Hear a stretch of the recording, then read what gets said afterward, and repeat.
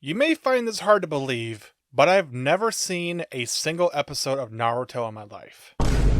I beg your pardon? While I was a teenager, during the time Naruto was gaining popularity in the West, it just never really grabbed my attention. Yu-Gi-Oh!, Digimon, Gundam Wing, Dragon Ball, those were the kinds of ones I was watching. So I never really gave Naruto a chance until today. I asked you all what I should review next, and Naruto came out on top. So this begins my foray into the iconic and generation-defining anime, Naruto.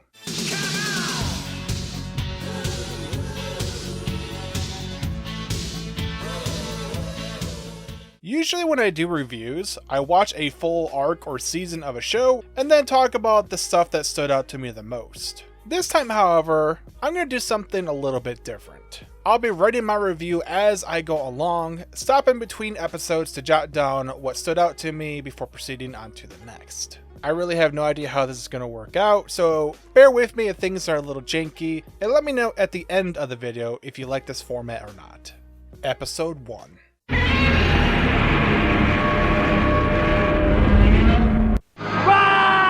It's Godzilla! Kaiju Fox and Frog battle, let's go! Okay, so it only lasted about 30 seconds, but it was certainly a hook. This episode as a whole did a good job of telling an interesting self-contained story while introducing the viewers to the titular character of Naruto. Immediately, Naruto comes off as an annoying prankster like Dennis the Menace. But with the context sprinkled throughout the episode, we see he has been an outcast since the day he was born, on account of having the nine-tailed fox being sealed within him. We get a plot twist in the mix with Mizuki seeming to have Naruto's best interest in mind, but turning out to be a traitor to the village trying to steal the secrets contained within the sacred scroll. Naruto has every reason to listen to Mizuki and turn against the village, considering they have all been dicks to him for the past 12 years or so, and kept the truth of the fox spirit from him. But thanks to the kindness of Iruka-sensei believing in Naruto, he makes the right choice and sides against Mizuki. All in all, it was a great first episode that stands on its own, but we still have a few hundred left, so let's go ahead and continue on and see what happens next. Episode 2. In contrast to the first episode, this one was actually pretty forgettable. Most of the runtime is spent on Naruto and the third Hokage's grandson, Konohamaru, getting into trouble with their sexy jutsu while explaining what chakra is. I did find it notable to see how Naruto was treated compared to the grandson. Naruto had already been established as an outcast, someone who has been treated like garbage for years. Whereas Konohamaru is spoiled, it doesn't really matter if he's participating or not, it is Naruto who is going to get all the blame. Which actually does bother the boy some. He wants to grow up to become the Hokage like his grandfather, but it feels like he isn't legitimately earning the respect of the village people yet. I assume going forward that Konohamaru is going to play a bigger role, so for now, it's just kind of a meh episode. Let's move on. Episodes 3, 4, and 5. Things are really picking up now as Team 7 is formally introduced. Sasuke appears to be the stereotypical, edgy, but gifted loner with a tragic backstory who listens to emo music.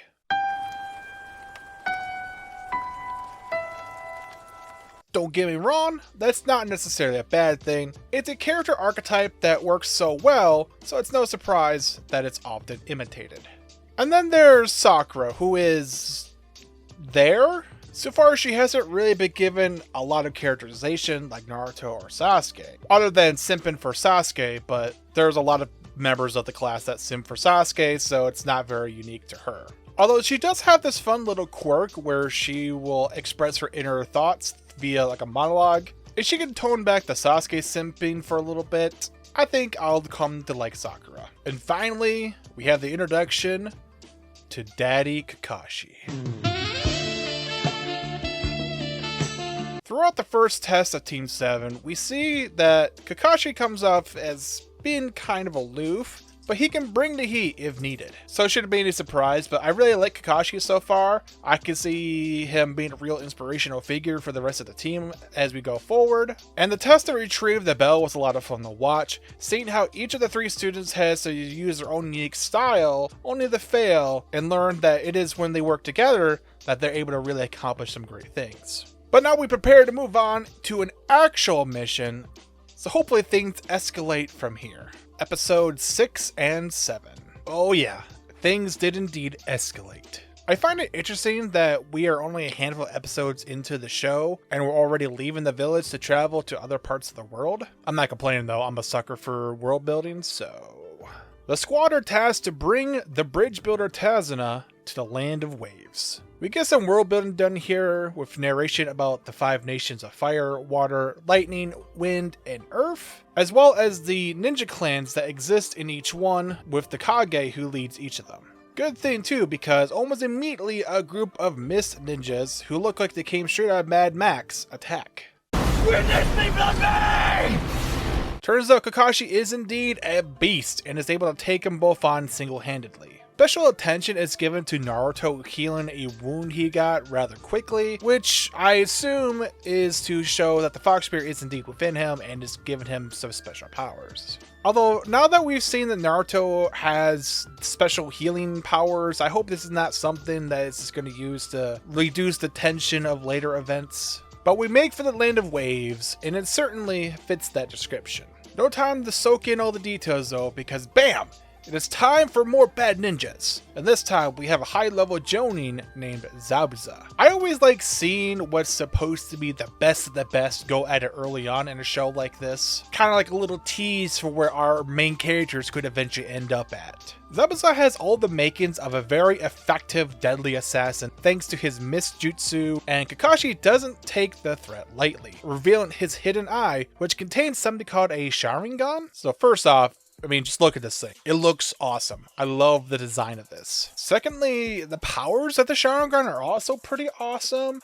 They seem to grant the user the ability to see other people's chakra and to copy the techniques that they see them use. We get some interesting dialogue here from Sasuke, who says that the Sharingan is a unique feature of the Uchiha clan, which brings up a lot of questions. Like, how can Kakashi have a Sharingan if that's a Uchiha thing? Is Kakashi secretly a member of the Uchiha clan? The one that was wiped out, apparently? Zabuza does refer to Kakashi as the copy ninja. Is he saying that because he has a Sharingan, or did he somehow copy the Sharingan? Or worse yet, was Kakashi somehow involved in the tragedy of the Uchiha clan? Too many questions, not enough answers. So let's go ahead and move on and see if we can find some of these answers.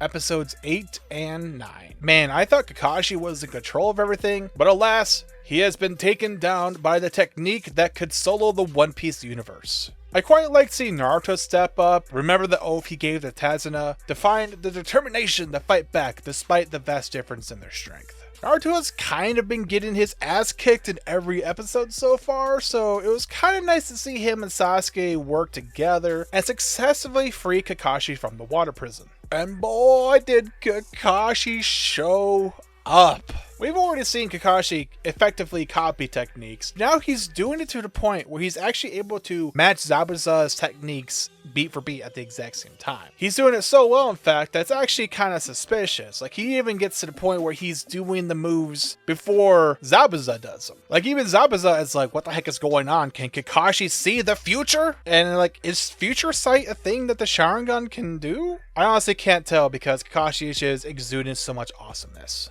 But right as things start to settle down, we have a mysterious figure show up and actually kill Zabuza. This person apparently being one of the tracker ninja from the village in the mist who was sent out to make sure Zabuza didn't leak any of their secrets. And like, damn, if this is the length that ninja clans would go to make sure leaks don't happen, sure is a good thing that WikiLeaks is not a thing in this universe. But man, the drama does not stop there because, like, as soon as the person leaves, Kakashi passes out and now, like, nobody knows what's going on. It's currently like 4 in the morning as I'm writing this, and like, I need to go to sleep so I can go to work, but I really want to watch some more.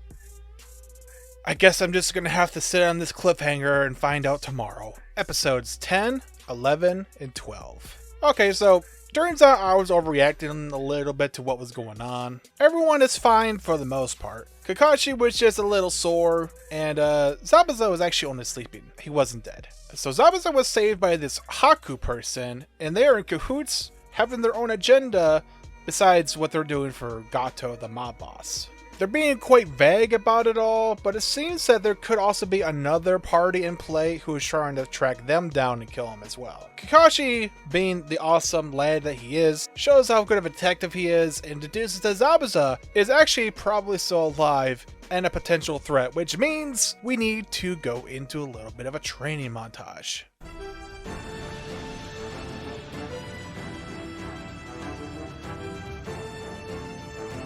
This exercise in chakra control was actually decently interesting to watch, and I thought it was a nice touch having Sakura initially be the best at balancing her chakra levels, and then having to give advice to the boys. Throughout these episodes, the rivalry between Naruto and Sasuke is front and center, and I'm here for it. They are polar opposites, which makes their dynamic a lot of fun to watch. We also spend some time getting to learn more about the poor state of Tazuna's village, as well as the tragedy of the hero Kaiza. This paints the world of Naruto, or at least the Land of Waves, in a dark light. There is suffering all around. People are oppressed by the rich elites, and anyone who dares oppose them could be made into an example. Although I did find the bit where the bullies are trying to drown the puppy just a little over the top.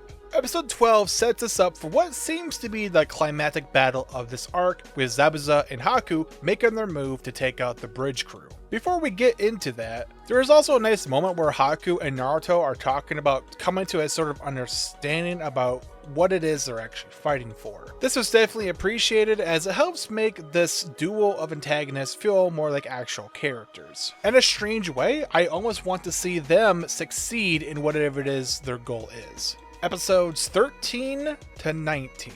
This is it. The fate of the Land of Waves is at stake, and only Naruto and the team can save it. Okay, maybe that's a little dramatic, but we do get the climactic fights. Naruto and Sasuke team up to fight Haku, while Kakashi gets his rematch against Zabuza. Meanwhile, Sakura just stands there for a long time. Okay, so look, I know somebody has to be there to look after Tazuna, but I don't know, it's just funny that everybody gets something to do except Sakura, who just literally just stands there and watches. Like, could we really not give her something to do? Anyways, one of the pieces of information I took away from this section was on the Keki Genkai. We knew that some traits, like the Sharingan, were specific to certain bloodlines, and now it's made more clear that no one can use these techniques outside of that family. Which just makes the mystery of Kakashi's Sharingan even more mysterious to me now. That would mean he has to be related to the Uchiha somehow, right?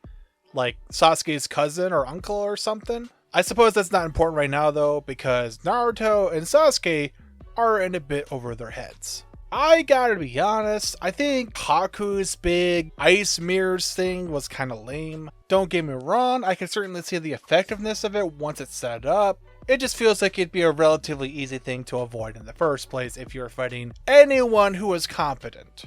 We even have Zabuza over in the corner hyping up Haku as like the most powerful ninja of all time or something. And like, bro, chill out. We still got a couple hundred episodes to go, and Haku is just over there picking on some kids. Like, I'd like to see someone like Kakashi go up against Haku's mirrors and see how he handles it.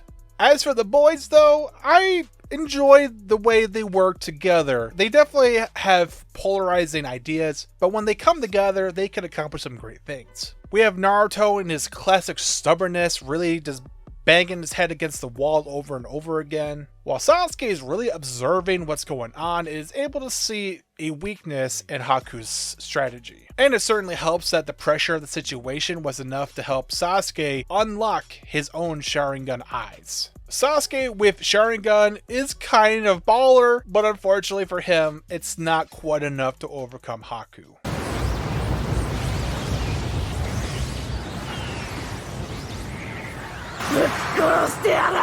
My god. I'm not really surprised to see Naruto is able to tap into the Fox Spirit's power, but seeing him do it is still pretty awesome. Now for what I did find surprising about this was actually how brutal the fight between Naruto and Haku becomes. Like, I'm pretty certain if Haku's mask didn't break, Naruto would have killed this person.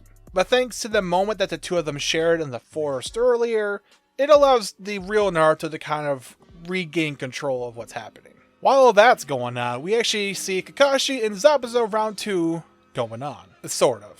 Haku versus the two boys is very much the main event, and this rematch, it's not quite as exciting, as for the most part they're both kind of just standing there commenting on the other fight that's going on. That is until Kakashi decides that he has had enough and he leaps into action. So not only does he show off this summoning jutsu where he summons a bunch of dogs, but then he also shows off his actual jutsu, this one with the lightning. Like, how on earth is Kakashi getting more and more awesome by the episode? Like, I just don't understand.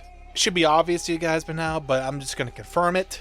Kakashi is my favorite character. But the brutality of things does not stop, because as Kakashi tries to land a blow, Haku leaps in, takes the blow for Zabuza. Haku's sacrifice is quite tragic. We get the full length of their backstory involving the murder of his mother by his father and then being abandoned on the streets. Zabuza may have then taken in Haku with the intention of using him like a tool, but even that was more care than anyone else would give the boy. I didn't think much of these characters at first, just expecting them to be some forgettable fodder enemies to ease us into the story, but I'm actually quite surprised at how well done the emotional impact of these scenes have been so far. Haku saving Zabuza, and then Zabuza's eventual turn is sacrificed to take out Gato, leading to the village being saved. I'm left wondering what their true intentions were though. Yes, they were working for Gato, but it was alluded that they had other plans that they were working towards that never got to come to fruition.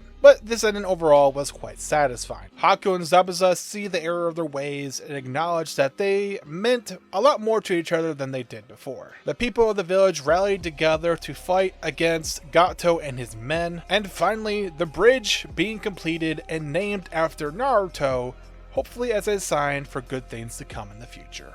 The Land of Waves was an unexpectedly solid start to the show. We got introduced to the basics of the ninja way and the core cast of characters. We had some goofy childish hijinks, as well as some somber scenes about loss and pain. And yet, these polar opposites never really interfered with each other. Things were kept in balance. I'm left with enough questions to want to push forward and learn more about everything, and hopefully see some more badass jutsus in action.